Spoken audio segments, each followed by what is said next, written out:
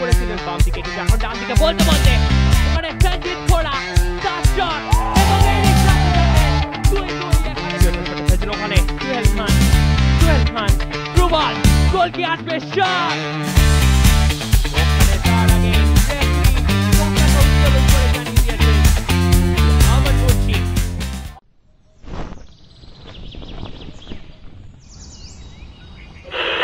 আকাশবাণী কলকাতা, শুরু হচ্ছে মহিলা মহল। উপস্থাপনা ও প্রযোজনায় বেলা দে। ম্যাচে মুখোমুখি সার্দান সমিতি ও শ্রীভূমি এফসি, ম্যাচ ডে 3।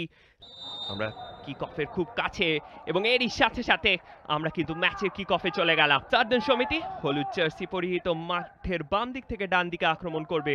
তিনি কিন্তু রেডি, বলটি বক্সের মধ্যে ভাসানো হয়েছে, সেকেন্ড পোস্টের দিকে হেডার। লাল ফরওয়ার্ড বল খেলে দিয়েছেন, আক্রমণে যাওয়ার প্রচেষ্টা, গোল কি হবে, শট এবং গোল। সার্দান সমিতি আজকের ম্যাচে কিন্তু নিজেদের উদ্গমনের পথটি কিন্তু তুলে ধরলো। এখানে আরো একবার দেখে নেবো ঘটনাটি কিভাবে ঘটেছিল। একদম পায়ের এক টোকায় ইনস্টেপে কিন্তু ওখানে বলটিকে ফিনিশ করে, ফলে সোহেল একটা টোকায় বলটিকে কিন্তু জালের পিছনে জড়িয়ে দেন। সোহেল আলী ওয়াহাব আক্রমণে যাচ্ছে, ওখানে সোহেল আলী ওয়াহাব শট একটুর জন্য লক্ষ্যভ্রষ্ট, খুব ভালো জায়গায় কিন্তু রেখেছিলেন বলটিকে। সমীর বাউরি আবারও আক্রমণে, সমীর বাউরির সামনে অনেকটা অরক্ষিত অঞ্চল, শট এক্ষেত্রে গোলরক্ষকের হাত থেকে কিন্তু বলটি বেরিয়ে গেছে। অরিত্র পায় বল, অরিত্র অসাধারণ ক্ষিপ্রতায় গোলরক্ষক অরূপ দেবনাথ, ভালো পারফরমেন্স এখন অব্দি অরূপ দেবনাথের, কিন্তু আমরা দেখার চেষ্টা করব। বিপিন বোমন বল বক্সের মধ্যে ভাসানো হয়েছে, শট ও অসাধারণ রিফ্লেক্স সেভ কিন্তু ওখানে গোলরক্ষক অরূপ দেবনাথের। সমীর বাউরি থ্রু বল সামনের দিকে বাড়িয়েছেন, ওখানে আবারও আক্রমণে ওয়াহাব, সোহেল ওয়াহাব শট কোথায় দিলেন, কার উদ্দেশ্যে দিলেন, না ক্রস ছিল না পাস।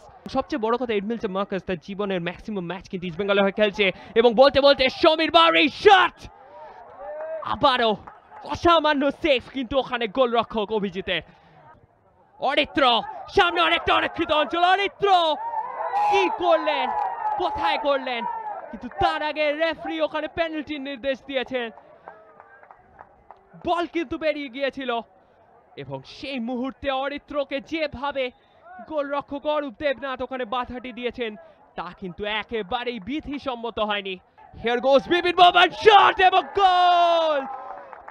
বিপিন বোমন পেনাল্টি থেকে গোল করে কিন্তু শ্রীভূমি এফসি সমতা ফিরিয়ে আনলো।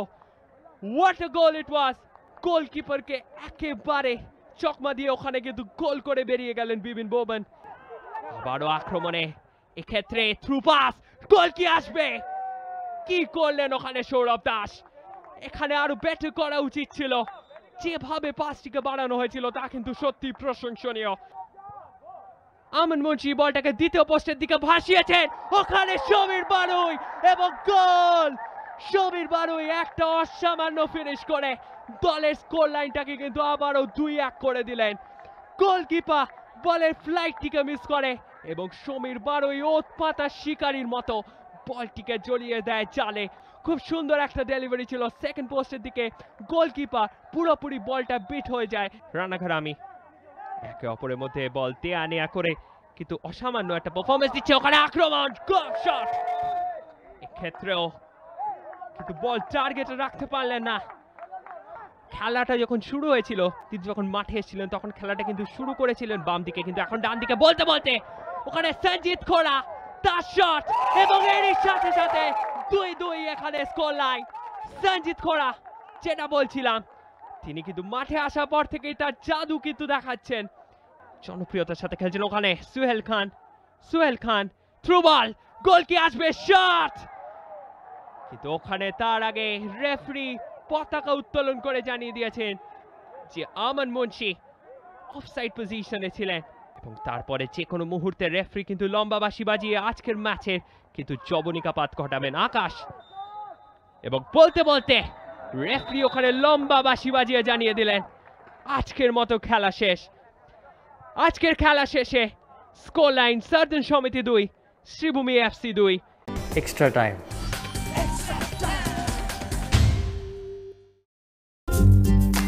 লেটেস্ট নিউজ আর এক্সক্লুসিভ ভিডিওর সঙ্গে আপডেট থাকতে এখনই সাবস্ক্রাইব করুন আমাদের ইউটিউব চ্যানেল। বেল আইকনে ক্লিক করতে ভুলবেন না যেন।